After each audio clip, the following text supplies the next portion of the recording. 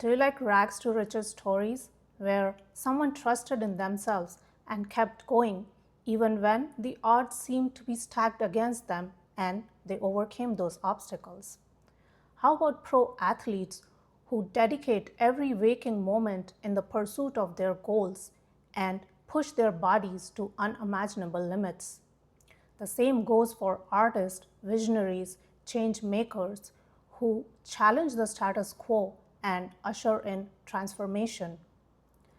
Even the movies that we like, whether they are based on fictional or real events, we feel inspired and motivated looking at the protagonist's journey when they go against all odds and emerge as a winner. We cheer all these people and characters. Their true grit and strong will moves us deeply, and we are filled with awe and admiration for them. We can all agree that true resilience and fortitude unleashes the greatness within a person. Yet, when it comes to our own life, we wish for shortcuts and convenience. We compulsively obsess over the last detail so that we are not caught unaware and have a situation turn frustrating and inconvenient for us. For example, checking the weather before an event, checking the traffic before our commute, and planning on alternate routes.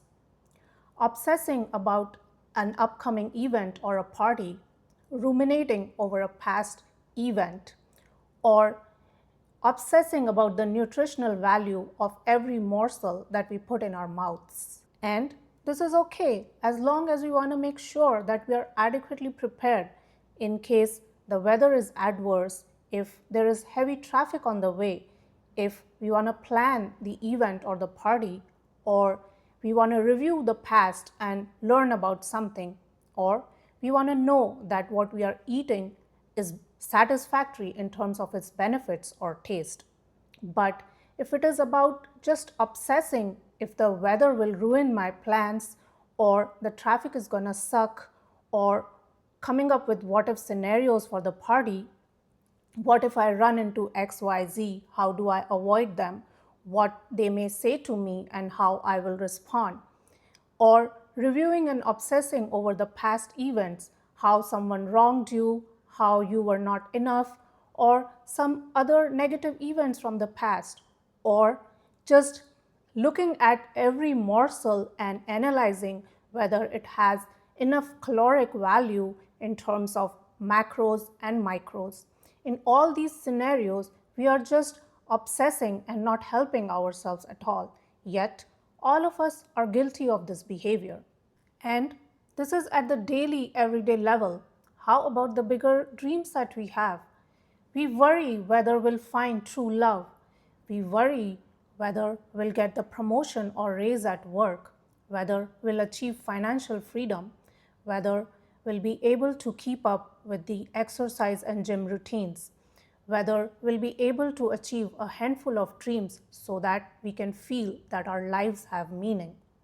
And yet, all the time, the approach is to be safe, to not risk a lot, because we have seen the repercussions in the past.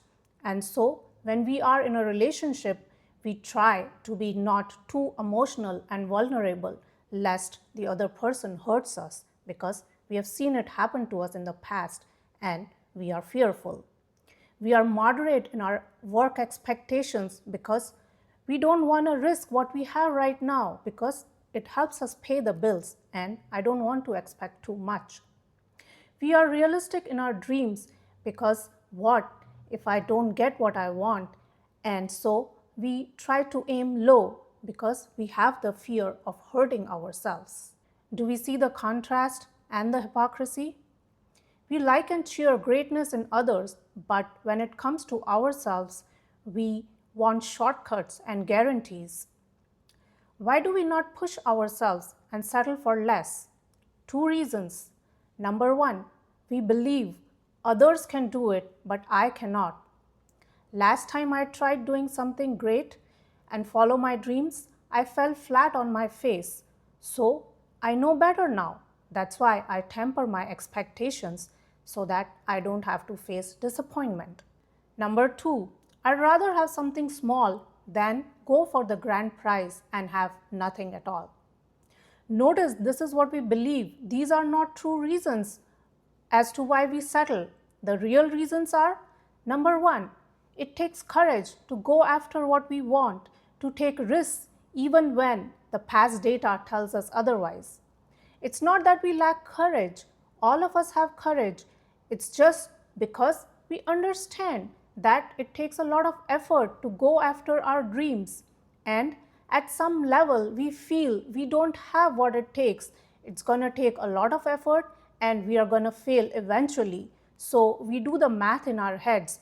Why put myself through this ringer and ultimately fail? Why not cut my losses and just settle and take the shortcut? Number 2, we want guarantees. When we watch other people's stories, movies which are inspiring, we already know the ending. We know that that person made it, they came out as a winner, they succeeded, they won the final prize. But when it comes to our own stories, we don't know in which direction our life is headed. The story is still unfolding, and so we are uncertain. If someone could guarantee that we will win that final prize, we would do all that we can to go on that path. But unfortunately, there are no guarantees, there are no assurances that exist. The unknown is scary, and at the sign of first few failures, our minds start doing the cost-benefit analysis. The result seems too lofty to be true, and so we feel we don't have it in us to make it to the finish line. So what we do is we settle, we grab what we can. At least we save on heartache, surprises, and lost hopes. But unfortunately, there are no guarantees. The only way out is through. The people we admire achieved what they did is because they didn't stop, they kept going. What we fail to consider is that they are human like us and they all had this conundrum. But the difference is they never stopped, they continued even in the face of adversity. We automatically think that other inspiring people never had moments of weakness. They always were motivated even when they failed. But that's not true. We have even read the stories of such people, but we dismiss them. We think that they were just made special, and even when they had their moments of doubt, they were strong because they had something extra that we don't have. Until we really believe that all of us are equal, what others can do, we can do, all of us have it, we will clap for others but give up on our dreams, thinking we are not good enough, and then we will look for shortcuts and settle. Truth is, convenient can never lead to greatness. If we want to be less than mediocre, we have to do things which are other than mediocre. Greatness cannot be achieved by calculating every move and assessing how much should I risk so that I can get what I want, and at what point should I settle. There is no middle path. Either we do or we don't. So look at your dreams and aspirations and do what you can to achieve them. Be ready for obstacles. Treat them as part of the path so that you don't think something has gone wrong when they occur, and you are able to find your way through them or around them. Each one of us is as capable as the great ones. If we believe it and keep going, we can also go for the gold. Cheer greatness in others and also choose it within yourself. Thanks for watching.